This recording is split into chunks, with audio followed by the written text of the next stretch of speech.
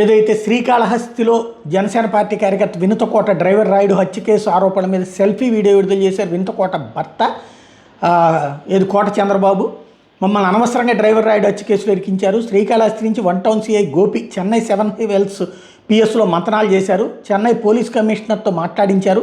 మా మీద ఎఫ్ఐఆర్ నమోదు కాకముందే Srikalahasti MLA Bojjala Sudheer Reddy remand report బయటపెట్టేశారు. మా ఇష్యూ మీద మీడియాతో కూడా మాట్లాడేశారు. దీన్ని బట్టి మీరే అర్థం చేసుకోండి. మా పేర్లు ఎఫ్ఐఆర్లో చేర్చకముందే చెన్నై పోలీస్ కమిషనర్ రాత్రి 10 గంటలకు ప్రెస్ మీట్ పెడితే ఆత్మహత్య అని తేల్చకముందే మా మీద నిందారోపణ చేసేశారు. శ్రీకాళహస్తి ఎమ్మెల్యే బొజ్జల సుధీర్ రెడ్డి చెన్నైకి పంపించి స్కెచ్ చేశారు. హత్య కేసులో నిర్దోషులుగా బయటపడిన తర్వాత అన్ని విషయాలు వెల్లడిస్తానని ప్రకటించుకొచ్చారు. ఎమ్మెల్యే బొజ్జల సుధీర్ రెడ్డికి సంబంధించి ఈ సందర్భంగా కీలకమైనటువంటి ఆరోపణలే చేసుకొచ్చారు. ఏదైతే తాజాగా జరుగుతున్నటువంటి పరిణామాలు బొజ్జల సుధీర్ రెడ్డి అన్ని వ్యాపారాలు చెన్నై కేంద్రంగా చేస్తూ మా మీద కక్ష సాధింపు చర్యలు చేస్తున్నారు. ప్రతి కేసులు ఏ విధంగా డ్రైవర్ రాయుడిని మేము హత్య చేయలేదు, ఈ కేసులో చెన్నై సిటీ నడి మధ్యలో కోవం నదిలో పడేయడం, రైల్వే స్టేషన్ సమీపం 500 మీటర్ల దూరంలో హైకోర్టు సెక్రటరీ ఉన్న ప్రాంతంలో శవం పడేయడం మీద అనేక అనుమానాలు ఉన్నాయి. 20 కెమెరాలు ఉన్న చోట వ్యక్తి శవం దొరుకుతుందంటే 150 కిలోమీటర్లు ప్రయాణించి అక్కడికి వెళ్ళి వేయాల్సిన అవసరం ఏంటి? మేము వెళ్ళే దారిలో ఎన్నో ప్రాంతాలు ఉన్నాయి. పోలీసులు విచారణ అన్ని విషయాలు వెలుగులోకి వస్తాయి. జూన్ 25న అపోలో ఆసుపత్రిలో సొంత మామ వైద్య నిమిత్తం చేరారు. అపోలో ఆసుపత్రిలో పార్కింగ్లో సీసీ కెమెరాల ఆధారాలు ఉన్నాయి. కీలకంగా ఎదుగుతున్న తరుణంలో జనసేన పార్టీ నుంచి బహిష్కరించేలా చేశారు. మా రాజకీయ ప్రత్యర్థి ఎదుగుదలని చూసి ఓర్వలేక ఇదంతా ఎమ్మెల్యే బొజ్జులే చేశాడు. బలమైన రాజకీయ నాయకురాలుగా ఎదుగుతున్న వినుతకోటను కుట్రపూర్తిగా మమ్మల్ని ఈ కేసులో ఇరికించారు. రాజకీయ జీవితాన్ని సమాధి చేయడంలో భాగంగా ఈ హత్య కేసులో ఇరికించారు. రిమాండ్ రిపోర్ట్లో మా మీద 19 రోజుల్లో కోర్టులో నిరూపించలేకపోవడం వల్లే మాకు బెయిల్ వచ్చింది అన్నటువంటి విషయాన్ని ప్రకటించుకొచ్చారు. డ్రైవర్ రాయుడు సెల్ఫీ వీడియోలో అన్ని విషయాలు వెలుగులోకి వచ్చినాయి. పోలీసులకు అన్ని విషయాలు, కోర్టుకు అన్ని విషయాలు అందించాం. ఓ మహిళ మీద కుట్రలు చేసి ఇరికించారు. మేము రిమాండ్కి వెళ్ళకముందే ఇదంతా చేసుకొచ్చారు అన్నటువంటి పాయింట్ని ప్రధానంగా హైలైట్ చేసుకొచ్చారు. ఈ కేసులో హత్య కేసుకు సంబంధించి సిట్ విచారణ జరపాలి, సిబిఐ విచారణ జరిపించాలి, వినుతకోటకు న్యాయం జరగాలి. మహిళలు రాజకీయాల్లో ముందుకు రాకుండా ఇబ్బందులు పెట్టినా ఈరోజు నిలబడి ఉన్నాం. న్యాయం ఎప్పటికైనా గెలుస్తుంది, సత్యమేవ జయతే అంటూ సెల్ఫీ వీడియోని విడుదల చేసుకురావడం అన్నటువంటిది ఇక్కడ కీలకమైనటువంటి అంశం. తద్వారా ఈ వ్యవహారానికి సంబంధించి మరొక కొత్త మలుపు తిరిగినట్టయింది. అందరికీ నమస్కారం. నేను మీ కోట చంద్రబాబు, శ్రీకాళహస్తి నుండి. మా పైన చెన్నైలో పెట్టిన కేసు గురించి మాకున్న లీగల్ కాంప్లికేషన్ని దృష్టిలో పెట్టుకొని కొన్ని విషయాలు మీడియా ద్వారా ప్రజలకు తెలియజేయాలని మీ ముందుకు వస్తున్నాను. ఒక వ్యక్తిని ఇక్కడ దొరికింది పోలీసుల కంటే అక్కడ నుంచి 500 మీటర్లు వెళ్తే హైకోర్టు ఉంటుంది, అక్కడ నుంచి 500 మీటర్లు ఉంటే చెన్నై సెంట్రల్ రైల్వే స్టేషన్ ఉంటుంది, అక్కడ నుంచి 500 మీటర్లు ఉంటే సెక్రటేరియట్ ఉంటుంది. ఇవన్నీ అందులో ఆయన మాట్లాడుకొచ్చినటువంటి విషయాలు. రిమాండ్కి వెళ్ళిన మరుసటి రోజు కానీ మేము రిమాండ్కి వెళ్ళక ముందే, మేము కోర్టుకి వెళ్ళక ముందే స్క్రీన్ ప్లే డైరెక్షన్ ఈయనే చేస్తున్నట్లు ఎమ్మెల్యే బొజ్జల సుధీర్ రెడ్డి హడావిడిగా మా ఇష్యూ కోసమే ప్రెస్ మీట్ పెట్టి పిన్ టు పిన్ ఈయనే దగ్గరుండి చూసినట్లు, లేకుంటే ఈయనుండే దగ్గరుండి రిమాండ్ రిపోర్ట్ రాయించినట్లు కొన్ని విషయాలు పబ్లిక్గా లైవ్ ప్రెస్ మీట్ ద్వారా చెప్పింది మీరందరూ చూసింటారు. మీరు ఒకసారి అర్థం చేసుకోండి. మా పేర్లు ఎఫ్ఐఆర్లో యాడ్ చేయకముందు, మేము కోర్టుకు కూడా వెళ్ళకముందు కేసు ఇన్వెస్టిగేషన్ చేస్తూ ఉండగా చెన్నై పోలీస్ కమిషనరే రాత్రి 10 గంటలకు ప్రెస్ మీట్ పెడితే అది కూడా ఆయన క్లారిటీగా చెప్పలేని పరిస్థితిలో ఉంటే అక్కడ కొంతమంది విలేకరులు అది ఆత్మహత్యనా హత్యనా అని అడిగితే మేము ఎలాగైనా క్రియేట్ చేసుకుంటామని ఆయన చెప్పిన వీడియోలన్నీ మీరు చూసింటారు. ఇక్కడ శ్రీకాళహస్తి ఎమ్మెల్యే ప్రెస్ మీట్ పెట్టి మరి ఇటు వెళ్ళారు, అటు వెళ్ళారు, అట్లా చేశారు, ఇట్లా చేశారని ఈయన చెప్పాడంటే ఈయన అక్కడ పోలీసులకి స్క్రిప్ట్ ఇచ్చాడా? ఈయన ఇక్కడ నుంచి సిఐని పంపించి అక్కడ ఏమేమి డ్రామాలు ప్లే చేశాడు, ఏమేమి విషయాలు ప్లే చేశాడు అన్ని విషయాలు మాకు తెలుసు. అది మేము సందర్భం వచ్చినప్పుడు కేసు ఇన్వెస్టిగేషన్ ఉంది కాబట్టి మేము దాని గురించి మాట్లాడాలనుకోవడం లేదు. ఆ కేసు పూర్తిగా ఆ కేసులో మేము ఇన్నోసెంట్స్ అని ప్రూవ్ చేసుకున్న తర్వాత ఏమేమి బ్యాక్గ్రౌండ్ విషయాలు ఈ వ్యక్తి చేశాడో, ఇతను ఉండేది చెన్నై, ఇతని బిజినెస్లు చెన్నై, ఇతని లావాదేవీలు చెన్నై, ఇతనికి ఉన్న ప్రాబల్యంతో అక్కడ ఏమేమి పనులు చేశాడో మా అందరికీ తెలుసు. అది మేము ఎప్పుడు బయట పెట్టాలో అది పెడతాం. మీకు ఎందుకు చెప్తున్నామంటే ఒక హత్య కేసుకి ఏ విధమైన స్టోరీ కావాలో ఆ విధమైన స్టోరీని అల్లుకొని వినుతకోట గారిని, నన్ను, మమ్మల్ని జైలుకి పంపించడం జరిగింది.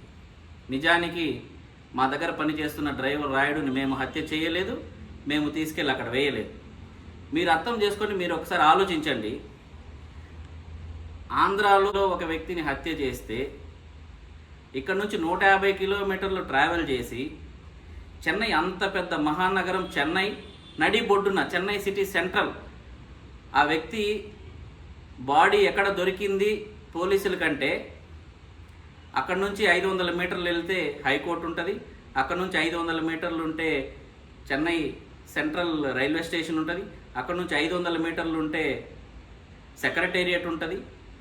సిటీ సెంట్రల్ దగ్గర దాదాపు 20 కెమెరాలు ఉన్న CCTV footage, surveillance 360 degree surveillance ఉన్న పోల్స్ దగ్గరలో ఒక వ్యక్తి శవం దొరుకుతుందంటే 5వ క్లాస్ చదువుకున్న పిల్లోడైనా దీనికంటే బెటర్గా ప్లాన్ చేస్తాడు. ఏమైనా నిజంగా ఇలా జరిగి ఉంటే మీరు ప్రజల్ని ఆలోచించమని చెప్తున్నా, మీడియా మిత్రులకి నేను చెప్తున్నా. ఇక్కడ నుంచి 150 కిలోమీటర్లు ట్రావెల్ చేసి కెమెరాల ముందర ఒక వ్యక్తి బాడీని పడేయాల్సిన తెలివి తక్కువ తనం 5వ క్లాస్ పిల్లోడు కూడా ఉండదు. నిజంగా ఇక్కడ హత్య జరిగి బాడీని తీసుకెళ్ళి పెట్టాలంటే వెళ్ళే దారిలోనే వందల ప్లేసులు జనాలకి దొరుకుతాయి. ఇది నేను ఎక్కువ ఇండెప్త్గా మాట్లాడాలనుకోవడం లేదు, ఎందుకంటే ఇది పోలీస్ ఇన్వెస్టిగేషన్లో ఉంది. ఏం జరిగింది, అతను ఎలా చనిపోయాడు, ఎవరు చనిపోమంటే చనిపోయాడు, ఏం జరిగిందనే విషయాలు పోలీస్ ఇన్వెస్టిగేషన్లో జరుగుతుంది. వాళ్ళు ఖచ్చితంగా పోలీస్ ఇన్వెస్టిగేషన్ డీప్గా చేస్తున్నారు. ఆ అప్డేట్స్ అన్నీ మీరు చూస్తున్నారు, ఎవరెవరు ఇన్వాల్వ్మెంట్ ఉంటుంది, ఎందువల్ల ఇలా జరిగింది, ఇవన్నీ. సో నేను చెప్పదలుచుకున్నా, జూన్ 25 మా మామగారికి యాక్సిడెంట్ అయితే జూన్ 25 మేము అపోలో హాస్పిటల్ మా మామగారిని అడ్మిట్ చేయడం జరిగింది. అక్కడ వారం రోజులు అపోలోలో ఉండడం జరిగింది. డిశ్చార్జ్ అయిన తర్వాత కూడా మేము తరచూ చెన్నై అపోలో హాస్పిటల్కి వెళ్తూ ఉండడం జరిగింది. ఆ క్రమంలో భాగంగానే 7వ తారీఖు నేను మా మామగారిని చెన్నై అపోలోకి తీసుకెళ్లడం జరిగింది. నేను మీకు అన్నీ పంపిస్తాను. Chennai Apollo hospital bills, Apollo హాస్పిటల్లో మా కార్ పార్క్ చేసిన వాలెట్ పార్కింగ్ డీటెయిల్స్ మీరు ఎవరైనా చెక్ చేసుకోవచ్చు. అపోలో హాస్పిటల్ సీసీటీవీ ఫుటేజ్ తీసుకుని చెక్ చేసుకోవచ్చు. నేను క్లుప్తంగా చెప్పాలనుకుంటున్నాను. సో ఈ ఇష్యూ వెనక చాలా పెద్ద కుట్రకోణం ఉంది. మా పార్టీ నుంచి మమ్మల్ని సస్పెండ్ చేయించాలని ఒక మహిళ రాజకీయంగా బలంగా పోరాటం చేస్తూ, ప్రజల కోసం పోరాటం చేస్తూ, ప్రజల్లో మంచి పేరు తెచ్చుకుంటూ, పార్టీ అధిష్టానం దగ్గర మంచి పేరు తెచ్చుకుంటూ, కూటమి ప్రభుత్వంలో బలమైన ప్రత్యామ్నాయంగా ఎదుగుతూ ఉండడం చూసి ఓర్వలేక తన రాజకీయ ప్రాబల్యాన్ని తగ్గించేందుకు, తనని రాజకీయ జీవితాన్ని సమాధి చేయడంలో భాగంగా కుట్రపూరితంగా మమ్మల్ని లేనిపోని హత్య కేసులో మమ్మల్ని ఇరికించారు. సో పోలీసులు ఏదైతే అభియోగాలు మా రిమాండ్ రిపోర్ట్లో పెట్టారో అవన్నీ వాళ్ళు బెయిల్లో నిరూపించుకోలేకపోయారు. కాబట్టే వినుత కోట గారికి 19 రోజుల్లో సబ్సీక్వెంట్గా కస్టడీ పిటిషన్ అని వేశారు. దాని తర్వాత కేసు ట్రాన్స్ఫర్ కావాలని చెప్పి వేసి అడ్డుపెట్టి మాకు బెయిల్ రానికుండా చేసి 6 నెలలు మినిమం మాకు బెయిల్ రానికుండా చేయాలని విశ్వ ప్రయత్నాలు చేసిన ఆ దేవుడు ఉన్నాడు, చట్టాలు కోర్టులు ఉన్నాయి. కాబట్టి మేము ఈరోజు మీ ముందుకు వచ్చి మళ్ళీ ధైర్యంగా నిలబడి మాట్లాడుతున్నాం. ఈ కేసులో మేము నిర్దోషులమని మేము ప్రూవ్ చేసుకుంటాం. ఈ కేసులో మేము ఇన్నోసెంట్స్ అని మేము ప్రూవ్ చేసుకొని ప్రజల్లో మళ్ళీ బలంగా తిరుగుతామని మీకు తెలియజేస్తున్నాం. మీడియా మిత్రులకి నాదొక చిన్న రిక్వెస్ట్, మీరు టెలికాస్ట్ చేసేటప్పుడు వినుత కోట, చంద్రబాబు కోట హత్య చేసి తీసుకెళ్ళి అక్కడ పడేశారని చెప్తున్నారు. మేము హత్య కేసులో ఆరోపణలు మాత్రమే ఎదుర్కొంటున్నాం, అది ఇంకా ప్రూవ్ కాలేదు. మేము నిర్దోషులమని మేము ప్రూవ్ చేసుకుంటాం. మా పైన, వినుత కోట గారి పైన ఏ విధమైన నీచమైన మహిళ పైన నీచంగా కుట్రలు చేశారో అవన్నీ త్వరలోనే వినుత కోట గారు మీడియా ముందుకు వచ్చి సాక్ష్యాధారాలతో సహా మీకు వివరించడం జరుగుతుంది. ఏదైతే డ్రైవర్ రాయుడుకి సంబంధించిన వీడియో మీరందరూ చూసుంటారో ఆ వీడియోలో కొన్ని విషయాలు మాత్రమే ఉండడం జరిగింది. ఆ వీడియోలో లేని చాలా విషయాలు మా దృష్టిలో మాకు చెప్పడం జరిగింది. దానికి సంబంధించిన పూర్తి ఆధారాలు మేము ఇదివరకే కలెక్ట్ చేసాం. కొన్ని ఆధారాలు పోలీసులకు ఇవ్వడం జరిగింది, చాలా వరకు ఆధారాలు మా లీగల్ అడ్వకేట్స్ దగ్గర ఇవ్వడం జరిగింది. ఏదైతే చెన్నైలో కేసు జరుగుతుందో దానికి సంబంధించిన విచారణ ఆల్రెడీ చెన్నై పోలీసులు చేస్తున్నారు. వాళ్ళు శ్రీకాళహస్తి వరకు వచ్చి విచారణ చేస్తున్నారు. ఇక్కడ మీడియా ద్వారా నేను రాష్ట్ర ప్రభుత్వాన్ని ఒక విషయం సూటిగా నేను అడగాలనుకుంటున్నాను. ఒక మహిళకి సంబంధించిన విషయంలో ఇంత పెద్ద ఎత్తున చర్చ జరుగుతూ ఒక ఎమ్మెల్యే పైన ఇన్ని రకాల ఆరోపణలు, మీడియాలో డిస్కషన్లు, డిబేట్లు జరుగుతున్నా ఇంతవరకు ఏమాత్రం ఆ వ్యక్తిని పిలిపించి మాట్లాడడం కావచ్చు కదా. ఈ ఇష్యూకి సంబంధించి ఒక స్పెషల్ ఇన్వెస్టిగేషన్ టీం లేకపోతే ఒక ఎంక్వైరీ వేయాలని ఎవరు అనుకోలేదు. మీరందరూ చూసింటారు, ఎమ్మెల్యే సుధీర్ రెడ్డి ఈ విషయంలో ఉన్నాడనే దానికి ఇదివరకే ప్రజలందరికీ అర్థమైంది. నేను ఒక చిన్న ఎగ్జాంపుల్ మీ అందరికీ చెప్పాలనుకుంటున్నాను. చెన్నైలో ఇన్సిడెంట్ జరిగి మేము రిమాండ్కి వెళ్ళకముందే ఈ వ్యక్తి ఇక్కడ ప్రెస్ మీట్ పెట్టాడంటే గుమ్మడికాయల దొంగ అని చెప్పకముందే భుజాలు ఎందుకు తడుముకున్నాడనే విషయం ప్రజలు ఆలోచించాలి. ఒకవేళ అక్కడ చెన్నై పోలీసులు మమ్మల్ని కోర్టుకు తీసుకెళ్తే మా రిమాండ్ రిజెక్ట్ అవుతుందనే ఒక ఉద్దేశంతో మమ్మల్ని రాత్రి 10 గంటలకి కోర్టుకు తీసుకెళ్ళి మమ్మల్ని అక్కడ హత్య కేసులో రిమాండ్ చేయించడం జరిగింది. ఆ రోజే మేము మ్యాజిస్ట్రేట్ ముందు చెప్పాం, మాకు ఎలాంటి సంబంధం లేదంటే you just prove it in the bail అని జడ్జి గారు చెప్పడం జరిగింది. దాని తర్వాత ప్రాసెస్ అన్నీ మీకు తెలిసిందే, బెయిల్ పైన బయట రావడం అవన్నీ. సో ఈ వ్యక్తి ఆ రోజు ప్రెస్ మీట్ పెట్టినప్పుడు ఏం చెప్పాడు?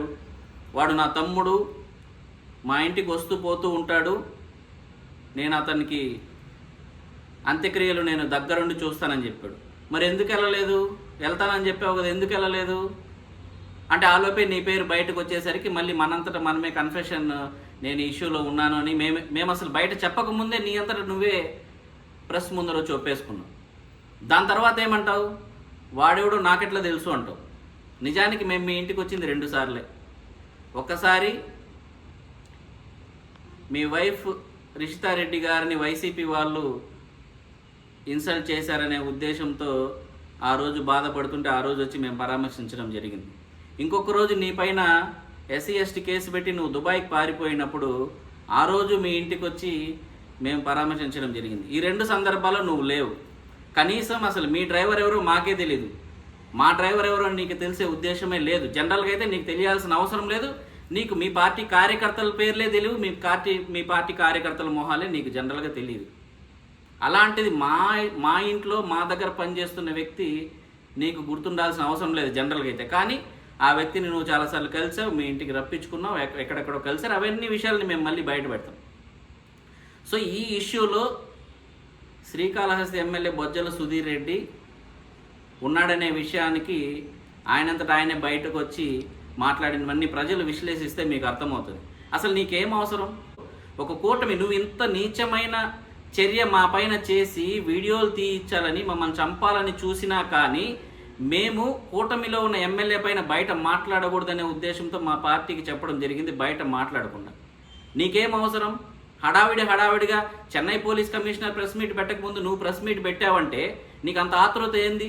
నీకు అసలు నీకు అవసరం ఏంటి? ఇక్కడ నుంచి సిఐ గోపిని అక్కడికి ఎవరు పంపించారు? అతను అక్కడికి రావాల్సిన అవసరం ఏంటి? అక్కడ వచ్చి మంతనాలు చేయాల్సిన అవసరం ఏంటి? ఈ విషయాలు ప్రజలకి తెలియవు అక్కడ ఏం జరిగిందో.